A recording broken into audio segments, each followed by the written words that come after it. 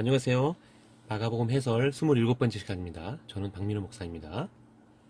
오늘은 마가복음 5장 25절에서 34절까지 말씀을 한번 보도록 하겠습니다. 지난 시간에 회당장 야이로의 딸을 이제 구원해달라라는 내용이었죠. 그리고 예수님께서 그 딸을 고치러 지금 구원하러 가는 중에 한 여인을 만나게 되는데요. 이 여인이 오늘 주인공입니다. 이 여인은 오랫동안 병과 싸웠어요. 불치병이었기 때문이지요.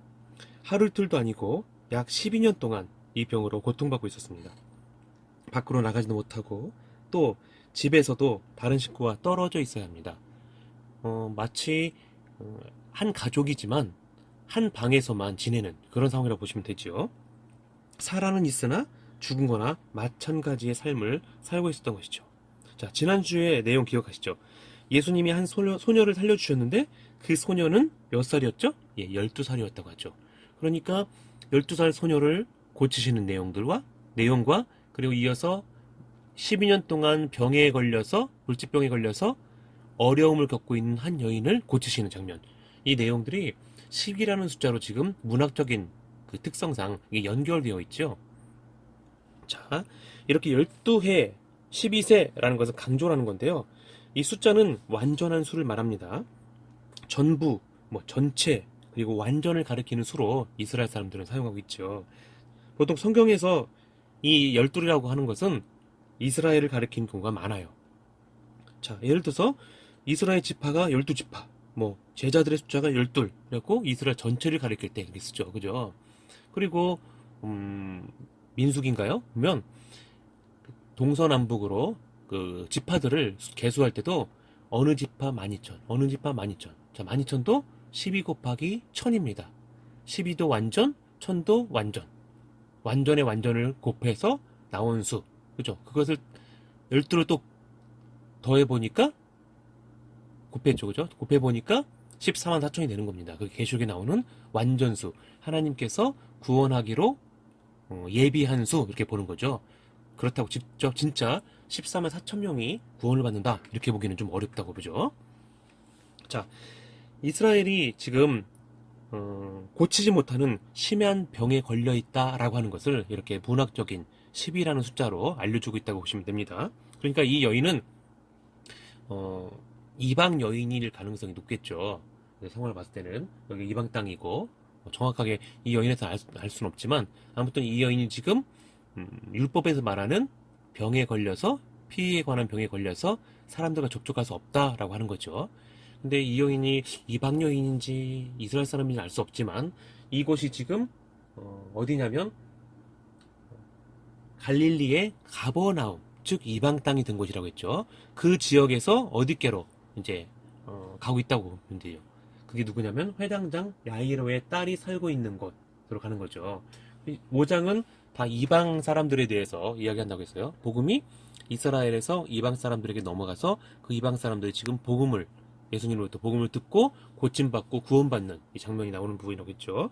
그러니까 이 10이라는 숫자는 지금 이스라엘 백성들 전체 그들이 지금 하나님 앞에서 불치병, 낫지 못하는 병, 스스로 해결할 수 없는 병에 걸렸다라고 하는 것으로 이렇게 뉘앙스를 지금 알려주고 있는 것이죠. 자, 그 병은 성경에서 말하기를 이런 병이라고 이해하시면 됩니다. 죄의 병입니다. 죄의 병. 예수님 앞에 나와도 회개하지 않는 병이지요. 그죠? 대표적으로 바리새인들과 서기관들이 그랬죠. 예수님을 귀신 들렸다, 미쳤다, 바알세불의 왕을 힘입었다 이론들을 했죠. 그것과 함께 연관시켜서 이해하시면 됩니다. 자, 그럼 오늘 본문에 나오는 이 여인의 병은 무슨 병이라고 했죠? 혈루증입니다. 이 병이 정확하게 어떤 병인지는 나오질 않아요.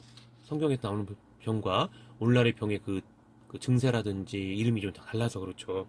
이제 국어사전으로 찾아보면 피가 엉키고 뭉쳐서 등이 굽는 병 또는 하열이라는 병으로 이야기를 해요. 이것이 사실인지는 모르겠어요. 맞는지는 모르겠어요.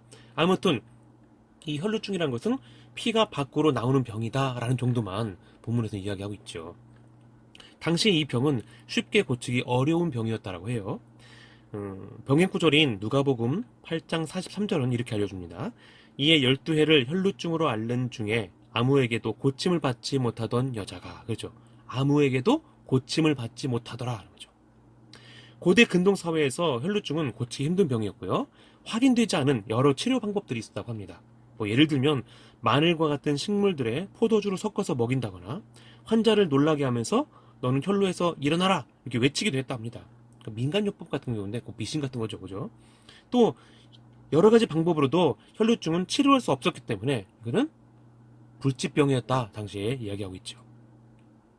자, 그처럼 이 여인의 혈루증은 아무도 고치지 못했습니다. 게다가 많은 의사로부터 여러 가지 어려움을 겪었다고 해요. 26절 보면요. 많은 괴로움을 받고 있던 것 다 허비하고 효과도 없고 도리어 점점 더 악해져 갔다.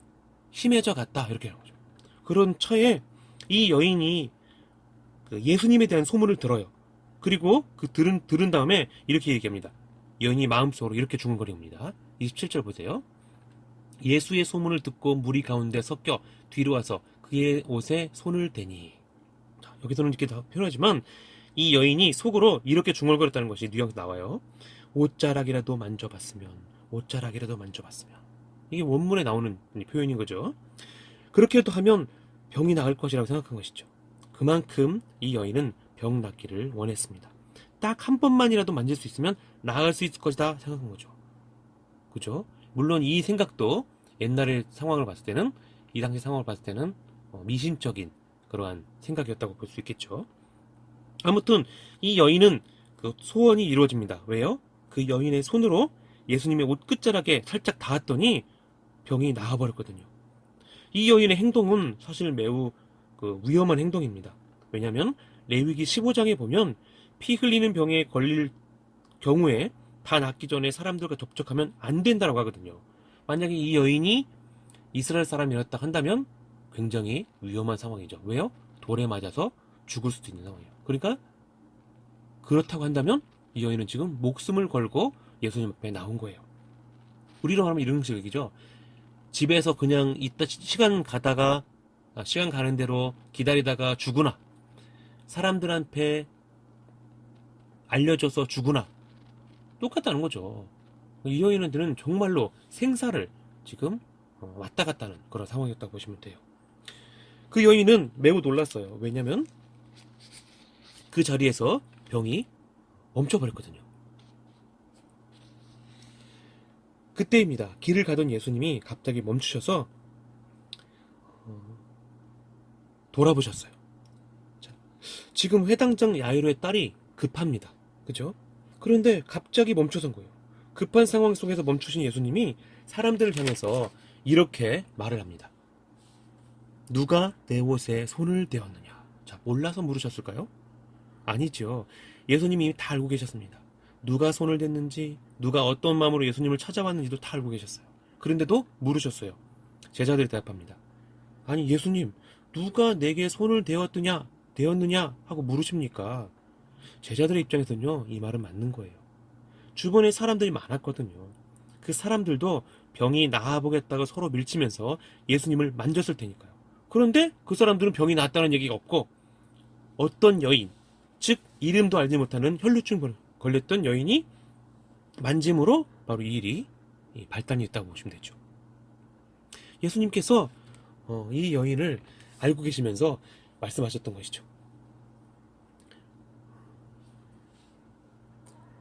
권세 있는 예수님 앞에 이 여인은 결국은 모든 것을 실토할 수밖에 없게 됩니다. 왜요? 두려웠거든요. 그렇게 제대로 알고 계시는 예수님이라면 당연히 두려울 수밖에 없죠.